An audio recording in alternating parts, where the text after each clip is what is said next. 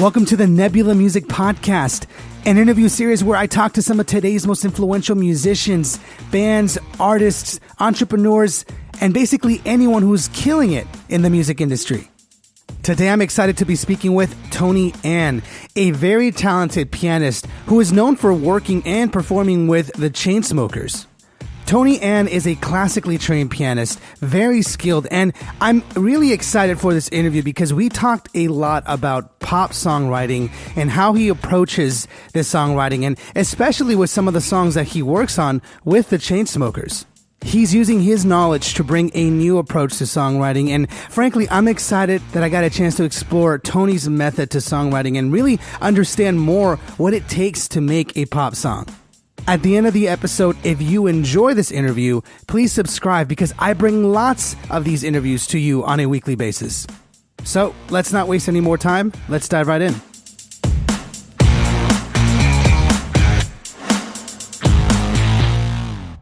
All right, what's up, everybody? Eddie Barco here again, and today I'm very excited because I have Tony Ann, a phenomenal keyboardist and someone who plays for the Chainsmokers, a very huge band. In case you're not in tune with the pop music scene, Tony Ann plays with arguably one of the biggest groups of our times, and you work closely with them, you write songs with them, you perform with them, and you're just practically one of the most talented pianists I have seen in a while. And while I normally extend the intro a little bit longer, I'm just excited to get this conversation started, Tony, because I want to know more about what you do, more about like the process and what it's like to work with groups like the Chainsmokers. And so, Tony, why don't you go ahead and catch us up a little bit? Maybe let us know what you've been up to, maybe a little bit about your backstory, and then we'll just take it from there.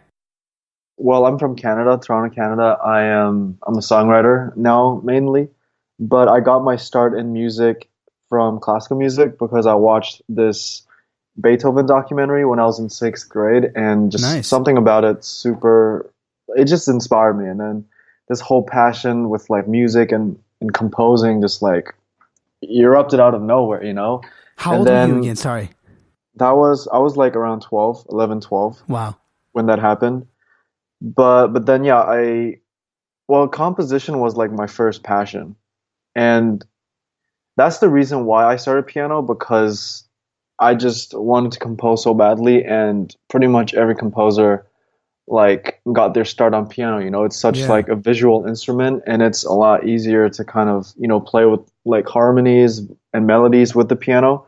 Because I played clarinet at first, and it was just it's not the best instrument to like compose on, you know. So then So yeah, that's why I started piano. It's because of composition. And then, you know, I spoke to my mom and dad.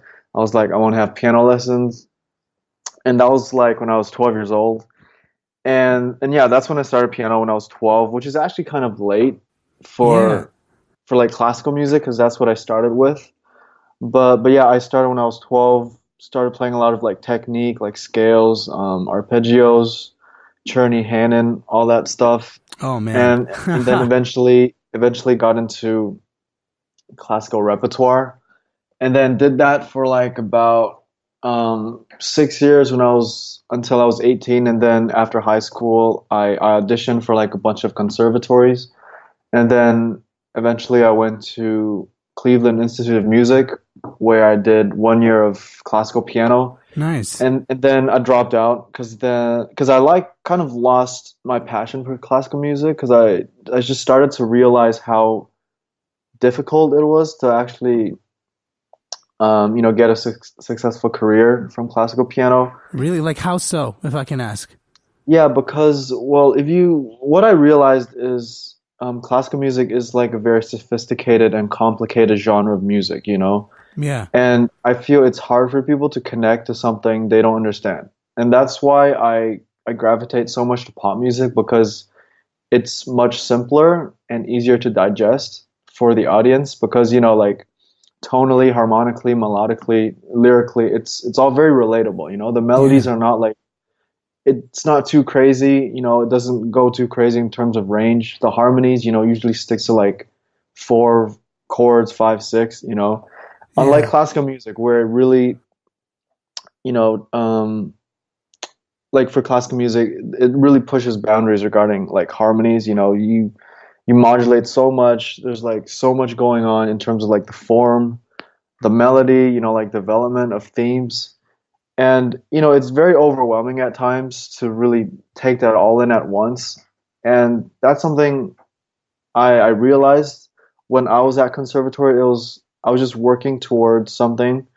I was like working really hard at classical piano, but I guess people just didn't seem to really connect to Yeah. it because, like, if you go to classical concerts, right, you don't really see a lot of young No. teenagers. It's usually Unless they're in college and have to go for college credit. exactly, and that was the case for my conservatory. The students would have to go for like assignments or stuff like that. But like pop music was always something that I loved. I used to listen to Akon, Chris Brown, Oh yeah. um, Rihanna, all those good stuff. Back when I was in grade 7, 8, and in high school. So pop music was always something that I had an interest in, but I was just so focused on classical music during high school that I never thought about pursuing a career in pop music. But it was like I had like an epiphany when I was in classical conservatory that made me want to switch to pop music. And this was when I was like 19 years old. Yeah. But yeah, after like the conservatory, I dropped out of that, and then I went to Berkeley College of Music in Nice. Boston. And originally the goal was to study film scoring, but I started to realize how difficult it was to get my foot in the door for film scoring. So, What made it difficult? well, I feel like the film scoring industry, it deals so much with like the connections, and the people, and like at the Yeah. time, for me, I really didn't know anyone, and it was just really daunting. And sometimes when you see how good people are, it kind of makes you feel a little bit. It makes you lose confidence in a way, I guess. But you're But really good though, man. Like your skills are insane. I mean, I was very different like 4 years 4 years ago.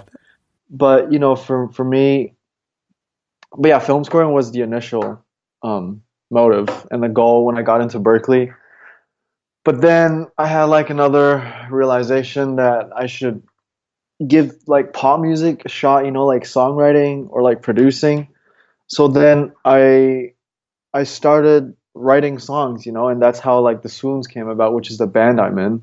Nice. Because my bandmate Matt Underwood, he posted on Facebook, like this was in my first semester, and this was like in 2014, spring 2014, first semester. And then Matt was like, does anyone want to write some pop music with me, right? Because at Berkeley, it's primarily jazz focus, you know what I mean? Yeah. So It's it's known not, for that, you know? It's yeah, known. yeah. So it's not really like you can just go around classrooms and just find someone who's passionate about pop music. It's becoming more and more popular, pop music at Berkeley, which I'm very which is great to see. But yeah, Matt Underwood was like, "Does anyone want to write some pop music?" I was like, heck yeah, I'm down. And then we booked the classroom, and then we wrote our first song in there, and we had great chemistry. So then we eventually started writing more and more stuff together, and eventually formed the Swoons. And in the very beginning, we wrote like pitches, so we would listen to a bunch of Rihanna stuff and then try to recreate a song that would fit her vibe. Yeah. That's how we initially got into songwriting. And but yeah, eventually we started writing original music for ourselves, and went through a bunch of different producers, try to find the best match. And eventually we came to Giacomo, which is the third member in the Swoons now. And but yeah, that's pretty much it for my music journey Yeah. in short, pretty much. But now like what I do is I work closely with Chainsmokers on their music. I work very closely with my band, the Swoons. We're working, well, we finished the EP. We're just releasing it now, I think track by track on Spotify and Apple Music, all that stuff. But and also we've just been trying to meet new new artists and songwriters and just trying to collaborate as much as possible. Because, I feel like that's the greatest part about music for me is like the collaborations because you learn so much when you work with another artist or songwriter, much more than if you were to like read a book on songwriting.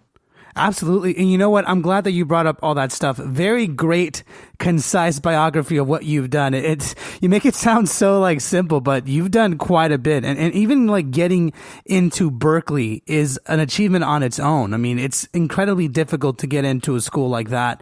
And even playing classical music on its own, it's very difficult. And I can relate a little bit because I also started a little bit on classical piano when I was a little bit younger.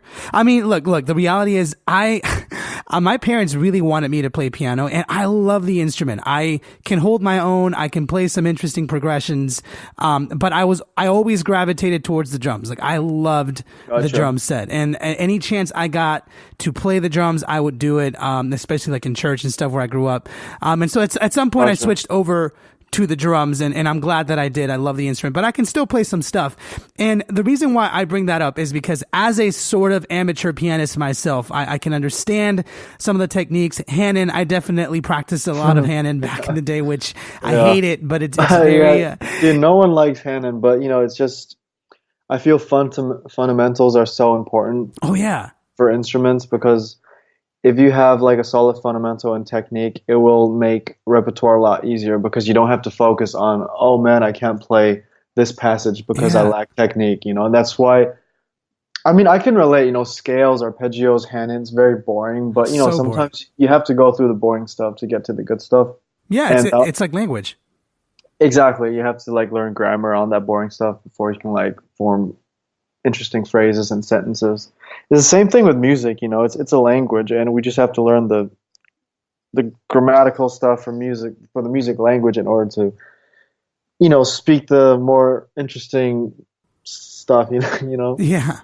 I'm curious. So since you bring up the fact that like music is a language, which I think we all understand that, what do you think about songwriting as a whole? Do you feel like it has its own specific language that you also have to learn and start from the basics and then get into the more complicated stuff? And it doesn't even have to be just pop songwriting. I mean, like songwriting as a whole. Well, I think the great thing with songs is it makes it easier for people to relate to the music because of the lyrics, And, for me, my idea with songwriting is it's kind of like half music, half poetry, Yeah. Because, well, the thing with like classical music or just instrumental music, like film scoring music, it's more, I guess, it can be more visual because you don't have the lyrics, which makes it a little bit, I guess, easier to visualize, because if you listen to a piece by like Hans Zimmer, right, it's very like cinematic sounding, even before you watch the movie, right? If you never watch Interstellar, but you just listen to the soundtrack for Interstellar, you can imagine like so many landscapes and scenes and stuff like that. But the thing with songwriting is, you have the lyrics, so there's like, it already paints a picture, I guess it's what it says, which is what I'm trying to say, as opposed to like film scoring or like instrumental music where you kind of play along with your imagination.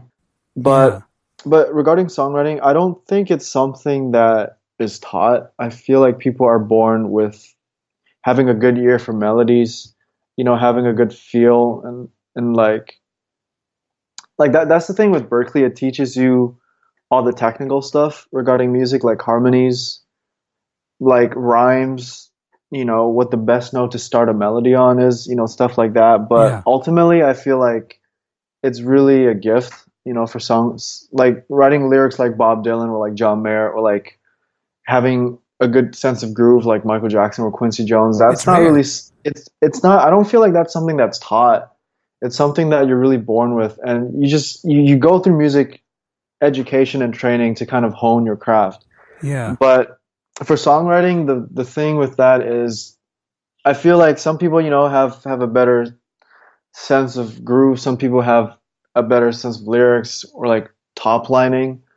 And, everyone has their like strength and weaknesses regarding like when it comes to songwriting. Yeah. But at the end of the day, I feel like it's really like if someone just wants to write a song, it's not like you have to learn all the craziest chords and stuff. You know, you really can just pick up like a guitar or like learn a few chords on the piano and just jam out. And what I come to realize is a lot of people that I've met in the industry, they don't have a music, um, they don't come from like a very, Like Berkeley style education. yeah, they don't come from like a really strict musical background or stuff like that. You know, they do a lot of it by feel and by Yeah. ear.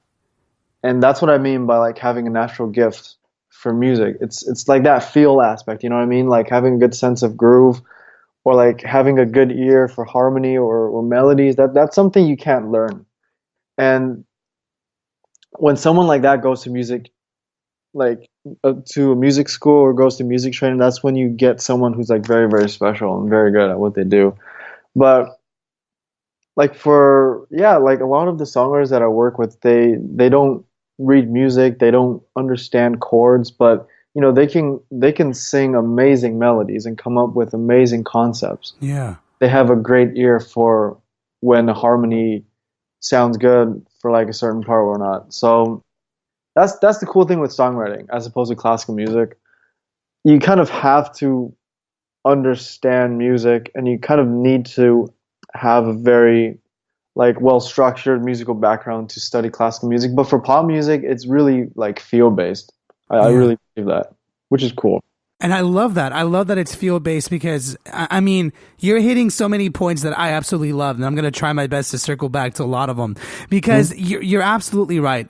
Especially me, you know, sort of being able to like be in different musical Right. environments. I definitely see the difference in mindsets. You know, there is a sort of pride that comes with, you know, for lack of better examples, but you know, the more technical players that are into classical or jazz, there's a sort of pride that comes with, you know, being able to play that hard stuff. But Oh, for sure, yeah. at the same time, like you were saying before, personally, and I agree with you, I feel like a lot of that music is very niche oriented. Like you can't have many people Yep. come out to a jazz combo show. It's just a sad truth. But Yeah. it can pop music relates, and I love this about that. There's different levels of pop music, but in general, as a whole, pop music relates to more people on a personal level because it Yeah. does, you know, it deals with the feeling. And I love how you basically brought that up, how it's really all about the feeling and Yeah. not so much about the technicality. I mean, even like Dr. Dre, for example, Yeah, I mean, yeah. we're kind of jumping genres here, but Dr. Dre was known for not having much music knowledge when he started and made a lot of those hits. I think now he has more, but like at the time there were definitely rumors and people were Yeah. criticizing. He's like, oh, he can't even play piano, but he But- fucking wrote the dopest beats. You know what I Yeah, mean? but here's the thing, you know, for someone that like Pharrell, same situation. They don't Yeah. have a music understanding, but they write music and create music, produce music better than people with the best music, you know, background or training. You know what I mean? So Yeah. it just goes to show it's all about having a good ear and having and knowing what sounds good. I really feel that's such an important part. Um, but yeah, I totally agree. Like, I mean, I don't think Michael Jackson had. I don't think he could read music or anything. I don't No, think he Prince. didn't. He had a lot of like he learned a lot of it being as a kid. You know, they all went Yeah. to the clubs and performed and stuff, but Yeah. he never got a formal education. And I love that we're talking about that because I do feel like a lot of the legends, a lot of the people, I think it's split 50-50. There are definitely a big group of them that came from a very educated Yeah. background, but Like there's Quincy. yeah, Yeah, he's like from exactly Berkeley. like Quincy. Good point. But there's a huge chunk of them that are not. They just sort of were good and they went with it. You know? Yeah. I mean, what I realize is I love working with like people who don't come from a music background because Really?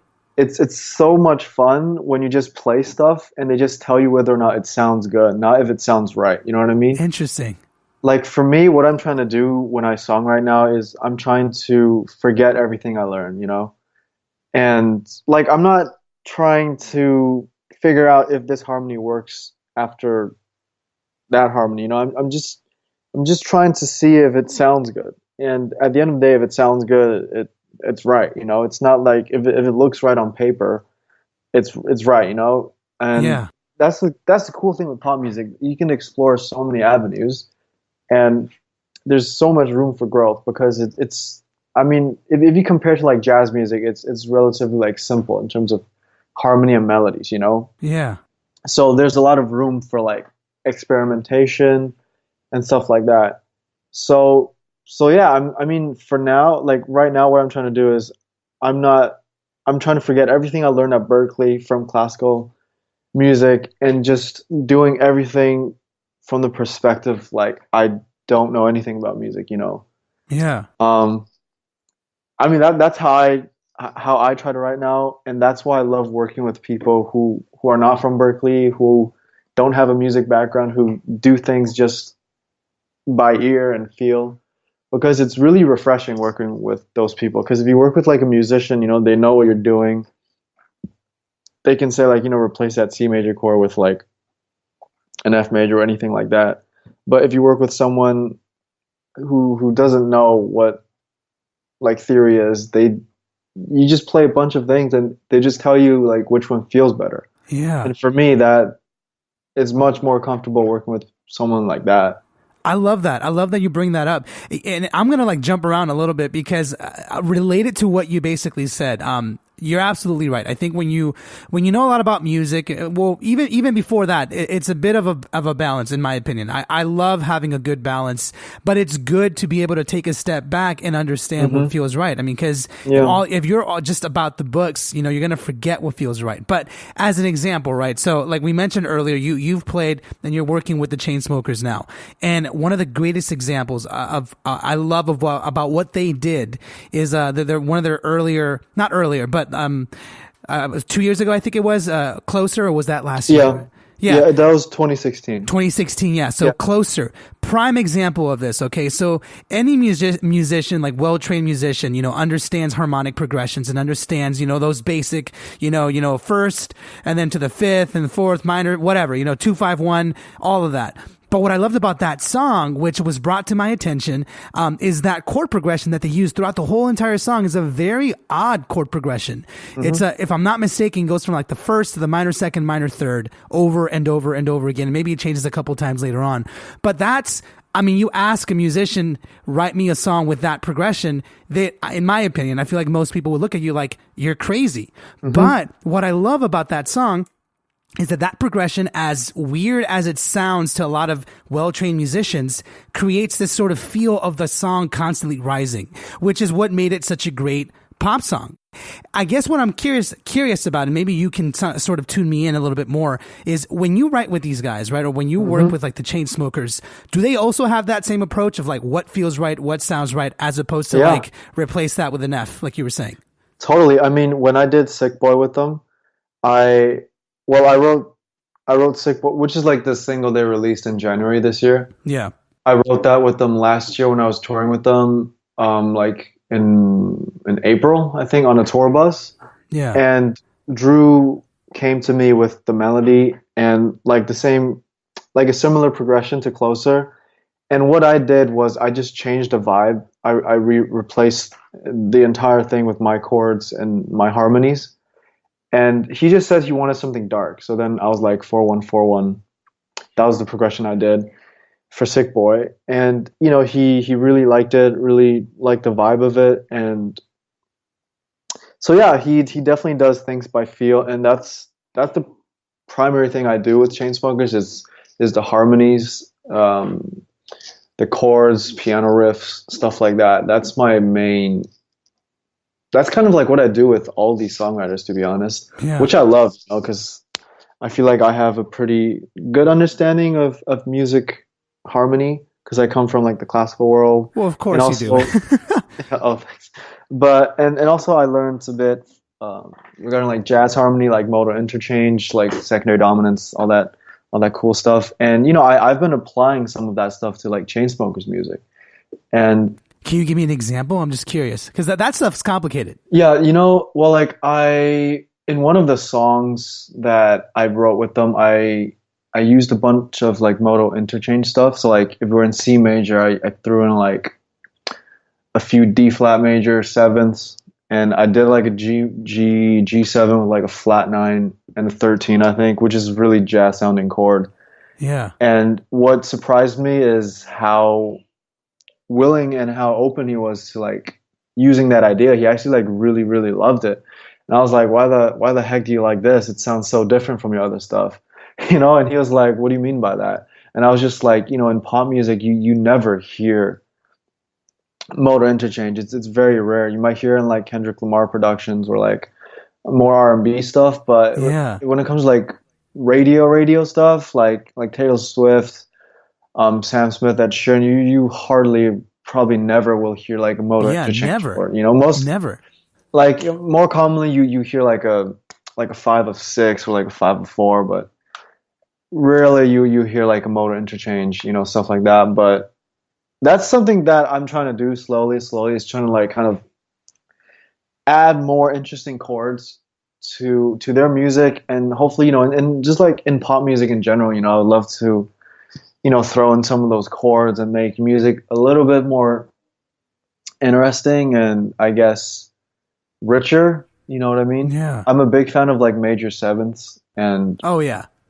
and in Sick Boy you can hear like a few, you can hear, yeah, you can hear a few major sevenths, but the stuff I wrote with them after Sick Boy, there's like a lot of more interesting harmonies, I would say. Hopefully like some of those songs come out this year. But yeah, Let me ask you this, and I'm sorry to interrupt, since you were talking a little bit earlier, one of the things that piqued my curiosity is, and I agree, I think you sort of have to feel it and you have to understand it from a feel perspective. How do you know when a melody is good for a certain part of a song? And obviously this is a bit of a broad question. It might be a little bit hard to answer if we're not like in front of a piano. Mm-hmm. But I'm curious, like maybe what your take is on it. Like if someone has a chord progression and like a beat going, and you're trying to, and you have maybe some words in mind, how do you come up with like a good melody line that goes along with that? And I'm not sure, maybe you can try and describe that a little bit to me. I think, well, for me, whenever like I jump out of my seat, or like when someone, usually I'm like at a piano, right? I'm like jamming out, playing some progressions or like riffs. And then when someone sings something that makes me like really go like, what the heck was that? You know, that's usually the right melody. And I feel the best melodies kind of, it enhances the harmony, you know, it is a really hard question to answer, but I guess a melody that's like memorable, you know, something that's easy to sing back, I would consider that a good melody. But I mean, a good melody can be something like one or two notes, like Mr. Brightside, you know, or it can be like an opera by like Puccini, you know, which it's a crazier melody. So it's not about the complexity of the melody which makes it good. I feel like it's just if it works with the harmonies, if it works with the groove, if it like adds to the groove, you know what I mean? If it like makes the groove feel better, like what's that song by MJ? Want to Be Starting Something, you know? Yeah. It really, it's like the perfect pair, you know? Like the drums and the vocals. Yeah. And Closer, you know, like the so baby pull me closer in the backseat of your Rover. It's like that melody works really well with the rhythm that the chords are playing, you know? And it's just three notes, so it's not about like obviously it's very simple when it comes to like the range and the melody, but it enhances like the vibe, and it enhances the chords, and it adds on and makes the song I guess what I'm trying to say is a good melody makes every other aspect of the song sound better, you know what I mean? Yeah. Like it makes the groove punch harder, makes the harmonies have more feel. Yeah, I guess that's what I'm trying to say. That's a great answer, man, because honestly, like I agree that it's one of those things that's heavily feel based, you know, like when something makes you want to dance, when something makes you like bob your head, it's really all about that feeling. I don't think many of us are sitting there analyzing like the exact rhythm that's happening. Yeah. You know, I mean, I do because I'm a drummer, but in general, the average person is sitting there like, wow, I love this, you know, and again, we're using Closer as an example. When that comes on the radio, you know, everyone bobs their head and everyone's like, I mean, it's a great melody and it works for that song. song. But obviously, if it was a different kind of rhythm, maybe a different kind of song, the melody might not work. And great example of MJ too. Like, you want to be starting something that groove is very complicated. Yeah. Like, and it's almost like they're having this like call and response kind of thing going on with the melodies and the rhythm. And I love how well it meshes together. And I think you answered that perfectly, man. And I think the rhythm for the vocal melodies is also a very important thing. Like Shape of You by Ed Sheeran. It's kind of clashing with that like marimba kind of vibraphone sound that's like dun dun dun dun dun dun dun dun. Yeah, you're right. So like for me, I think it's like a combination of the right notes to sing and also the right rhythms to sing the note. You know what I mean? Yeah. But yeah, and also a very important thing that I realized is there's a very big difference between instrumental melodies and vocal melodies. And what I mean by that is not every vocal melody will sound good on instruments. And the best example is Mr. Brightside. It's like it's just one note. If you play that on piano, it really does not sound that good. It's just one note. Yeah. But on vocals it sounds incredible. And it's the same thing if you take like a classical piece, right? Like For Elise. Yeah, like you take that or like a John Williams score, it might not sound that good on vocals because it's very different. Instrumental melodies you can play more with the range. You don't, like vocalists, you kind of have to, most of the time you have to keep it within like 2 octaves, I think.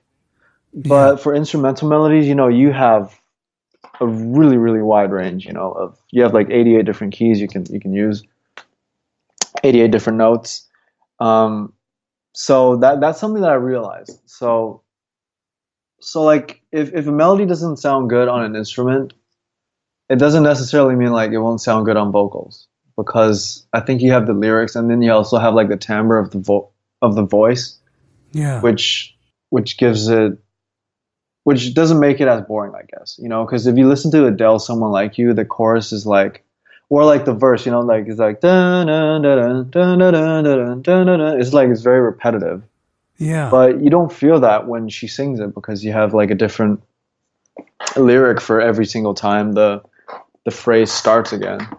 But for the instruments, you don't have the lyrics, which might make it, I guess, repetitive and might make it sound boring. Yeah. No, I love that you bring that up because, and I'm going to go ahead and circle back a little bit too. Like you mentioned, Shape of You. And by the way, I love that we're talking about pop music. I don't get a chance to talk about pop music too much. I love it. I love it. I love pop music. I'm a pop drummer. That's sick though. It is sick. It makes me want to dance. So like for the Shape of You, for example, I think Ed Sheeran and some of his songwriters released like a quick little documentary just a couple of weeks ago about how they wrote that song. Yeah. And you're absolutely right. Like the rhythm on that, the rhythm is repetitive, but it's a very cool rhythm, like ba ba ba ba ba. And they were talking about how, like on average, an average songwriter would come and pick a very melodic line that goes along with that rhythm. Yeah, exactly. Yeah, but like Ed Sheeran kind of turned around and started just almost like semi-rapping with it, but a little bit more melodically, and which on paper doesn't normally make sense, but it felt right. It just sort of came out. And like you said, it's almost like Mr. Brightside, where when you translate that melody into notes, it really is only like 2 or 3 notes, like da da da da da da da da da da da da. Like it's repetitive, but with the voice, it sounds great. Yeah, it sounds incredible. And I feel a lot of musicians some of the people that I met at Berklee and some of the musicians that I've met, in the industry, they might, like the ones who are more musically trained, they might look down on a melody like that just because it's so simple. But I totally disagree, because simplicity is key, and that's actually the hardest thing to do. It's easier to write a very, very complicated, well, it's not easy, but for me, I guess it's easier to come up with a crazy chord progression as opposed to just like a melody that's like a few notes that connects to like millions of people, Yeah. And you know what? And everyone's into different things. And that's one of the beautiful things I love about music is not everyone has to be into the same thing, but pop music, I love that it speaks to a gigantic audience. Yeah, because it's relatable. It's easy to digest. It's like, because a lot of people in this world, they're not trained musically, so they don't listen to music like us. They can't hear time signatures. They don't know modulations. They don't know what key they're in. They don't know like bars, beats, and like we're what a downbeat or an upbeat is, but we do. So like for pop music, it's easy for people who don't know the understanding of music. It's easier for them to like digest the thing, and that's why I feel like jazz music is so complicated. But then again, like people, when you play jazz, like a jazz piece by like Bill Evans or Miles Davis, and then you play like an Adele tune, they won't be able to tell you like, oh man, the harmonies in the Miles Davis tune is so much more complicated than Adele. They might hear like it sounds a little bit dirtier and more busy. That's how they would describe it. Yeah. But for Adele, it's just, that's why I love pop music. It's so relatable, and it reaches to so many people around the world. Because of its simplicity. And I feel that's something that I always try to strive for. It's like the simplicity in the song. Yeah, because I feel simplicity is actually the hardest thing to achieve. Making something sound simple, but then again complicated. Yeah, how crazy is that? How like basically you're trying to make it sound so simple, but it takes some effort to actually be able to just chill and just let it flow. Exactly. Always blows my mind. I mean, if you listen to Hans Zimmer's Time, from Inception. Oh, yeah, I love that score. Like, that whole entire score is amazing. Yeah, it's like 4 notes, but it's like the perfect 4 notes. And it keeps on like dynamically increasing over like 6 minutes. Yeah, and that's why it's nominated for an Oscar, Yeah, because it was like the perfect theme, and it's very simple, It's same with Interstellar. It's like 3 chords, but it's the right chords, and I feel that's the most important thing when it comes to creating music. It's not like trying to create the most complicated thing. It's trying to create the perfect thing for like that scenario or like that piece of music, whether it's the simplest thing or the most complicated thing. It's just whether or not it fits, I guess. Yeah. No, you know what? Yes. I love that you bring that up in that way, because this reminds me of like years ago. I used to go to like Fox Century Studios a lot. And one of those times that we went there, me and a couple buddies, we went into one of the screening rooms, and they showed us this like reel that they usually show some executives. Mm-hmm. And at the time they were showing what movie was it? The one that it's not Alien, Prometheus. Okay, it was Prometheus, right? It hadn't come out just yet. And they showed us a couple scenes with like different music in the background. And to me, it blew me away. Like, I'm not a composer, right? I mean, I can write music and I produce, but it's like, I'm not a film composer.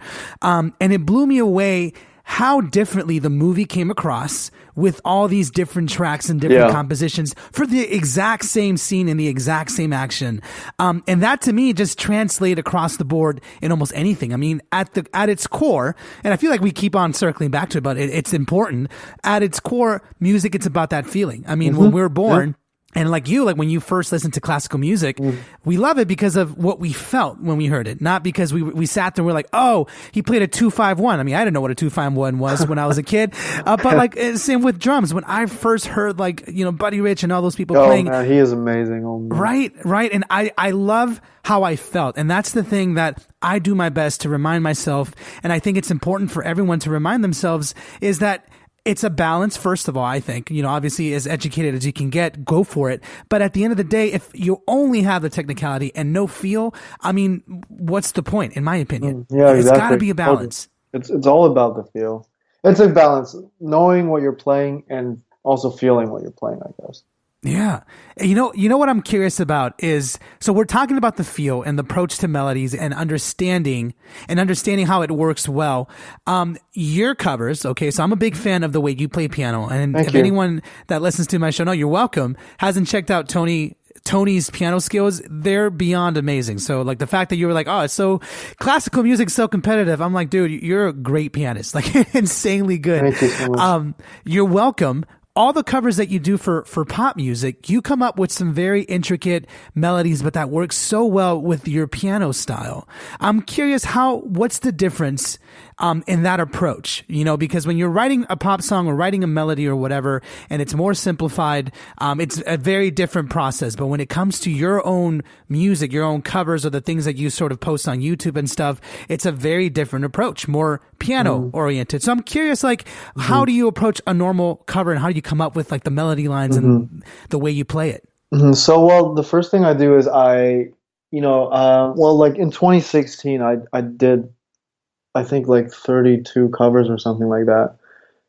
And that was also the year that Chainsmokers found me in March 2016, because it was from a Chainsmokers cover, Roses Don't Let Me Down. But yeah, what I did that year, or now, when I do covers, is I just go on the web, find if there's a song that I really, really like. I listen to the song on repeat, kind of just digest it. I need to know everything that's going on from the verse, chorus, bridge, outro, intro, all that good stuff. And then what I do is I watch a bunch of piano covers of the same song that I want to cover, and I see what other people do. And the reason why I do that is I do that to make sure that my cover is original, that's the most important thing for me when I do covers, is I try to be as original as possible. So when I watch other people's covers online, I want to be different. That's the main thing. But yeah, after that, after I know the song by heart, I go to the piano. I just start improvising, and what I love to do is I love to rearrange parts. If the song is intro, verse, chorus, bridge, chorus, I like sometimes to start with the bridge, or sometimes I like to start with the chorus bit. Yeah. And because I feel when you arrange, right, that's the main purpose of arranging is to rearrange a song, not to play the song from start to finish the same way that the original sounds, Yeah. For me, that's what I do when it comes to arranging. I love to rearrange different sections of the song. And usually for me, when I arrange, I notate right away when I have when I have an idea that I like. But the thing with me is I never like to rework an idea. If I notate an idea, that's usually the final thing I stick with. And when I'm inspired, I usually I improvise, and I can come up with the arrangement in a few hours. For Paris, or the ringtone thing I did, or the closer arrangements, those were pretty quick. It's usually all about the inspiration. If I'm inspired, I can finish it pretty quickly, but the process is just improvising, just messing around and hoping that something sounds good, That's pretty much the whole process. It's just improvising. And regarding the melodies, I love to add counter melodies. I noticed that. I don't really have a process with how I come up with that. It's just improvising, and just after you play so much repertoire over the years, you kind of have a bunch of different melodies ingrained in your head. But when you play, you don't really realize that it might be influenced from previous repertoire that you've played.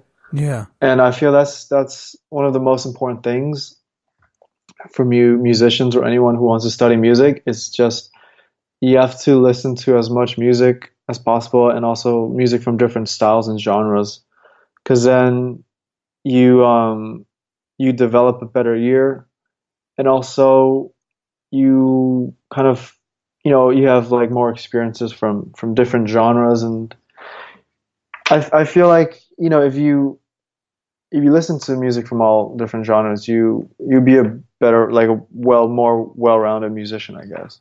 Which is true. I mean, the more you listen to, the more you learn from, the more you can kind of you have this hat full of tricks, in my opinion, and it's the same with me whenever I play drums and I ever play a fill or something. I can't ever really think about specifically where I learned a groove or a fill from, but it came from somewhere, and you just have this big bag of tricks, and it comes from just having a diverse, open mind.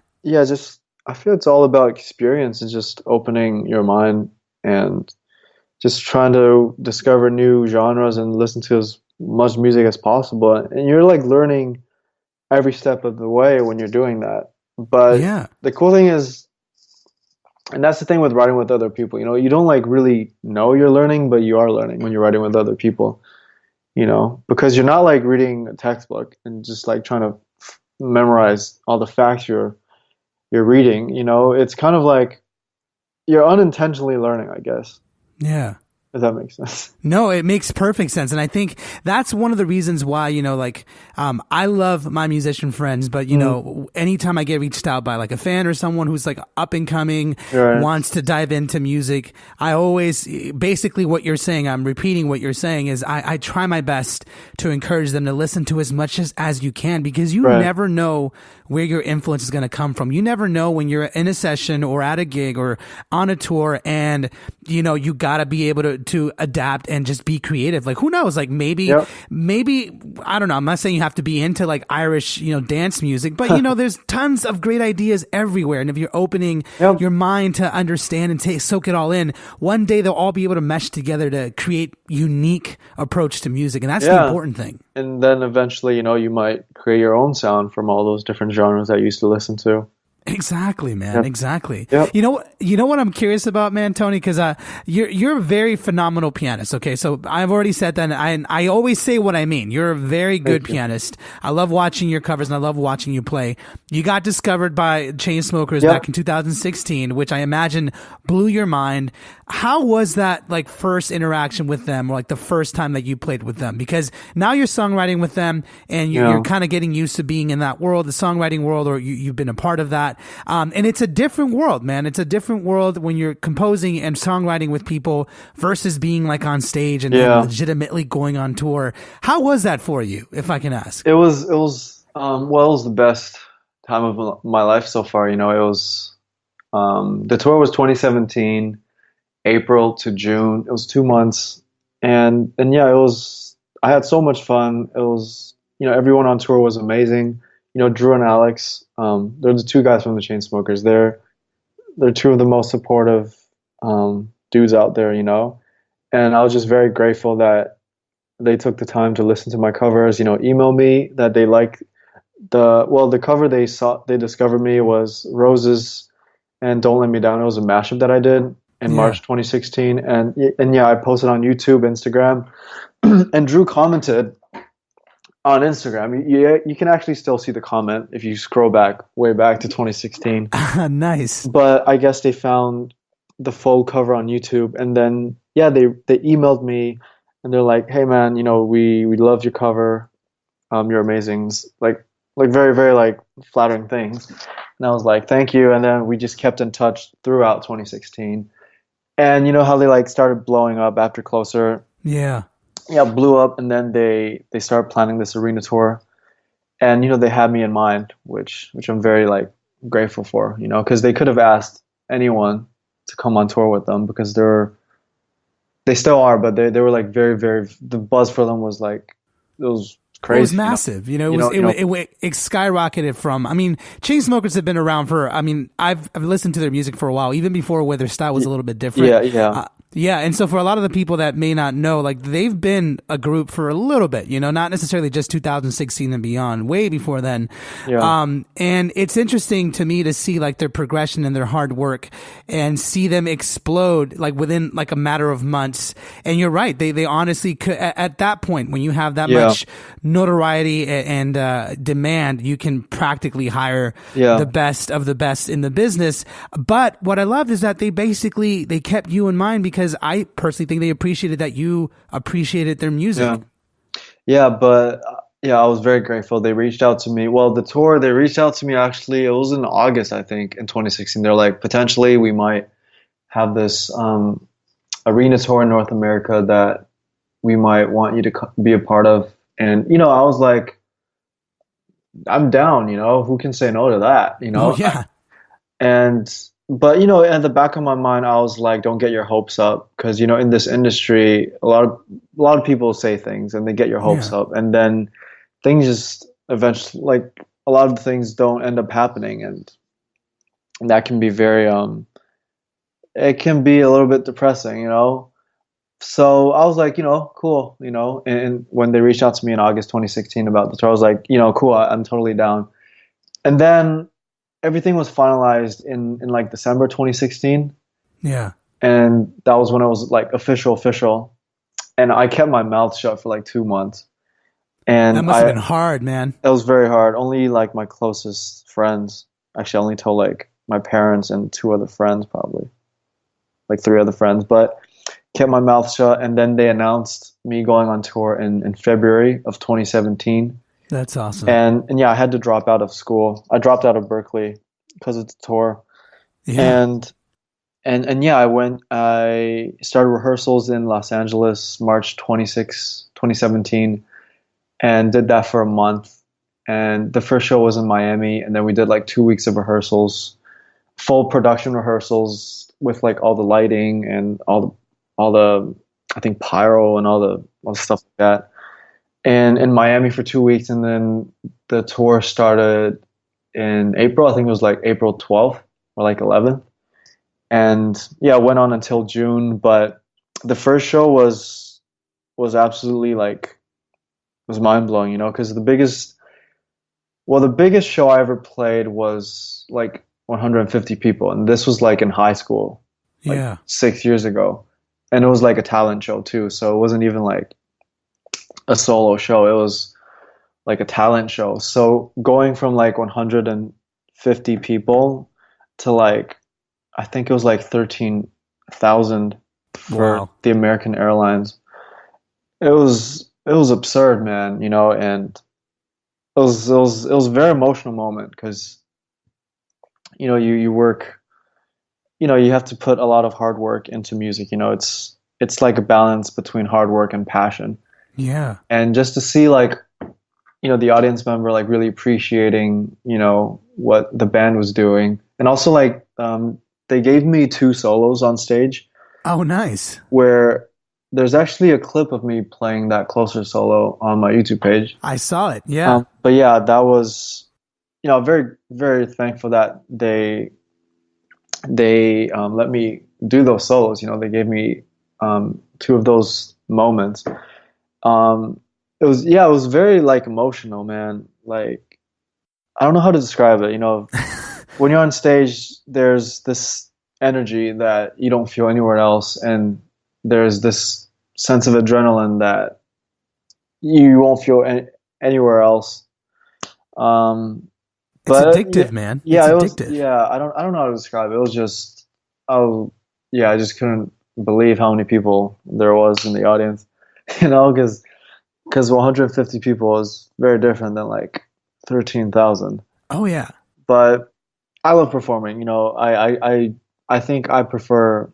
I don't know if I would choose performing over songwriting or like songwriting over performing.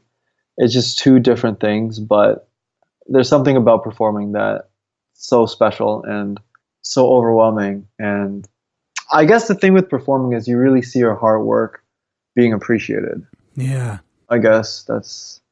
Like But in real time, basically. yeah, Like, yeah. But I really love performing, and I was actually quite nervous how I was going to react to that many people. oh, man. How And did you react? I wasn't nervous actually at all.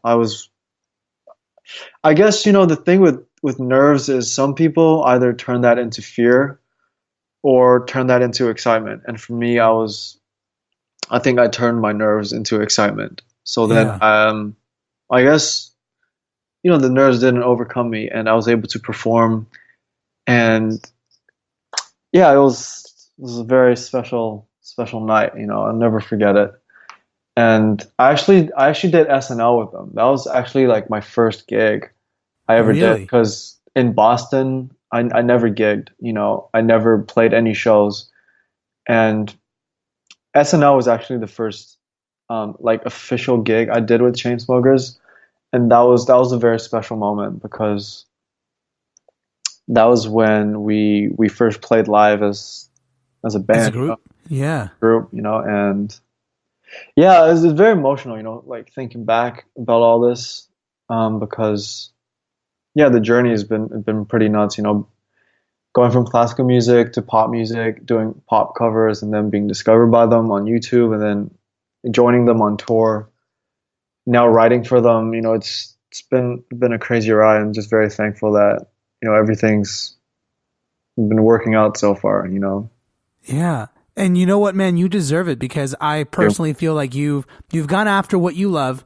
You're very true to what you believe in, and you're all about the feel, man, which is, it works for you. And I think there's no better story than to know that someone's work is finally appreciated. And it's mad respect, man, because like I've said here before, and I've said this about other guests too, like I never say anything I don't mean. Like I'm honest when I bring on a guest, and I'm like, this guy is great, this person is talented, and I mean that about you too. Like your skills on piano are beyond amazing, and I'm excited because I think you're doing a good job of bridging a gap. Like you come from a very well-trained classical background, and you understand it, and all that is great. And you're transitioning, or at least showing how you can apply this normally very scholarly approach to piano to pop music, which in a way expands the reach of classical music, because now you have a mass amount of people that are interested in pop music and curious about what you do, and like, oh, I love that style of playing. What's he doing? Oh, he's doing classical stuff. Oh, that's cool.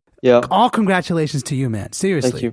Yeah, I mean, ultimately the goal is, well, I'm trying to push forward with my band, and we're trying to just get our name out there. And for me, I just want to add more, more interesting and more complicated harmonies to pop music, because I think there's a lot of room to grow. Yeah. And I would love to add, my piano playing to pop music. Like on Sick Boy, you can hear my piano, and I would love to do more of that. Because I feel my forte when it comes to writing is harmonies and piano and melodic riffs, stuff like that. So hopefully I can influence music, because I feel there's a lot of room for pop music to grow, and that's what I'm trying to do with Chainsmokers. Like I said, with incorporating more complicated harmonies like modal interchange, stuff like that, just to make it sound different and more unique, I guess. Yeah. Because pop music, a lot of it's very triadic. Yeah, it is. And I think you're doing a good job of bringing in your skill and helping it grow to a brand new thing. I love everything that you've been saying, and I can't thank you enough for taking time out of your busy schedule to come on the show. Of course. No problem. I mean, I feel inspired, man. I feel inspired, and I honestly want to try try to spend more time on my own songwriting. But for someone, because I have a lot of fans they're always trying to push their career forward and trying to figure out what they can do next or how they can stay inspired. What would you tell someone that is arguably sitting here wanting to do what you want to do? What would you tell them that they should be focusing on or stay inspired in, or what should they be doing to continue pushing their career forward? I would just say, whatever you do, make sure that you're extremely passionate. Just make sure that you have a really, really crazy passion about whatever you're trying to do, because passion is what motivates you to do something. It's what creates that drive. Like for me, music was always the thing I was most passionate about. And when you got that figured out, make sure that you're willing to put in the work. Make sure that you're willing to sacrifice, spending more time on your instrument or, songwriting. Just know that sometimes you have to like kind of be alone. You know what I mean? Like when you're practicing, it obviously is not as fun as hanging with your friends at a mall or like going to the beach.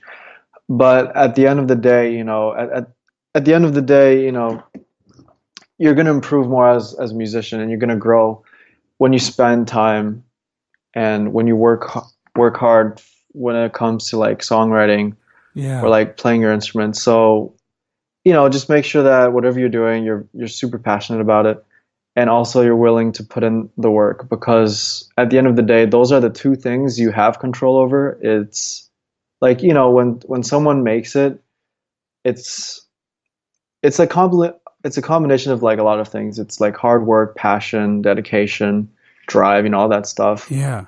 But hard work is like that component that we all have control over. You can decide whether you want to spend 10 minutes practicing piano or whatever, or you can spend 8 hours, and And besides like the hard work, it's also about like working smart, you know. Yeah. And that's something that I realized throughout the years. It's you can spend 30 minutes at a piano and have a very efficient and effective practice session if you know what you're practicing, as opposed to someone who's at the piano just playing random things for 5 hours, you know? Yeah. So it's a combination of like having passion towards something and also working hard and working smart. Well But said, man. yeah, but I mean, passion is probably the biggest thing, because if you're passionate about something, hard work won't feel like hard work. It'll just feel like having fun. Yeah. And if you find that thing in life, you know, you're all set. You just have to work hard and just surround yourself with the right people, and that's it, you know, and take advantage of social media and Oh, the yeah. online platform, because it's how I got discovered. You know? Yeah. I mean, it worked for you, and I love what you're saying, because it's a very well concise statement of what actually leads people to success, and that's one of the things I'm passionate about, is discovering that from each individual guest that I have, and you have shown that very well. And if I can add to what you just said too, I think a lot of the people, or just in general, people in general, when they see someone blow up or success, or like Chainsmokers, or you, for example, how like one day you were discovered and now you're on tour. There's like years and years and hours of work that got you to that point. And I love what you said, is that the two things you can control is the passion and basically the effort that you put in. No one knows what's going to happen tomorrow. I don't know what the hell's going to happen tonight even. Like, you can't tell the future, but you can control what you do right now and how much time you put into your passion. And that's what increases your chances. That's why when you see someone blow up, but you don't see the years and hours and days they spent in their basement or whatever, practicing piano or practicing their songwriting, like that you never see. But that's the key, is working hard on your passion. Yeah, well, the thing with like being discovered by the Chainsmokers, you know, the thing I did not have control over was, you know, whether or not they were going to see it, whether or not they were going to reach out. You know, that's like a luck factor.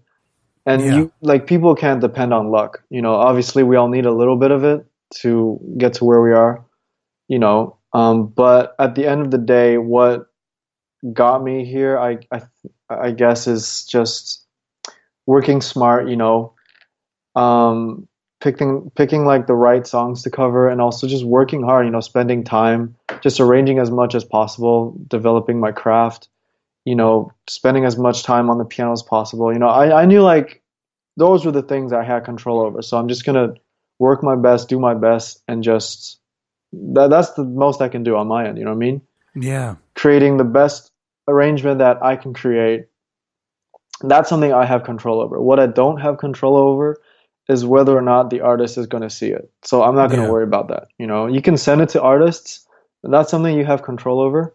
You know, you can like try to make connections, but whether or not they reach back out to you, that's it's not up to you. You know, but the part with like getting a good product, like when you write a song, you know, when it comes to like getting the lyrics down, melodies, harmonies, getting the perfect mix, master, you have control over that. But the moment that you release the song out in the world, you don't really have control anymore. So, you know, my advice is just, you know, everything that you can control, like get it to the best possible position as possible. And then, you know, just hope for the best after that, you know? Hell yeah. You hope for the best and let it go. Be willing to let work go hard, of those expectations. Exactly. You know, let go of those expectations. Do the best you can with what you've got. Yeah, well said, man. Seriously. Yeah. You gotta be like a music guru, man. Yeah, I mean, I kind of trip over my words sometimes, but we all do, man. Well, again, thank you so much for spending some time with me. Likewise, man. Thank you. So if someone wants to reach out to you, or like wants to get a hold of you, or wants to check out your own music, whether with Chainsmokers or with your band as well, how can people find your stuff? Yeah, well, you can just type my name on like YouTube, Instagram. It's just Tony, Tonyn, and then it's Tonyann. You can just search that on Instagram, YouTube, and Facebook, and you'll find my page. And my band is called the Swoons, swoons, and you can find us on YouTube and Instagram as well. And yeah, we have some new music coming out. We have a few singles out right now. But yeah, we have more music coming out, and I'll be doing more covers as well. So yeah, just nice. Keep close eye on that, and yeah. I hope you enjoyed my conversation with Tony Ann. I know that I definitely did. As I say at the end of every episode, I'm always learning. One of the great things I loved about this conversation is really the topic of pop songwriting. Even though I'm around a lot of pop songwriters, I don't really get a chance to talk about the process enough. And it always blows me away how different this art form is from just practically playing an instrument. And if there's anything to take away from this episode, it's balance. I will always be a believer that technicality is important. It definitely takes you a long way, but understanding that the feel of it all goes hand in hand with technicality. I mean, when you find a balance, that's where you find amazing things. That's where your music can take that next level. And so obviously it's a broad statement, but I honestly believe it's a great topic to talk amongst yourselves and really consider for yourself, where can you sort of find that balance where feeling and technicality can meet hand in hand? Just like Tony is doing with pop music, finding a way to relate to millions, but also bringing something new to the table and really understanding what it's all about, how to make music matter to people. And that's something that really blows me away. So if you enjoyed this episode, please subscribe to the podcast because I have lots of great interviews coming your way.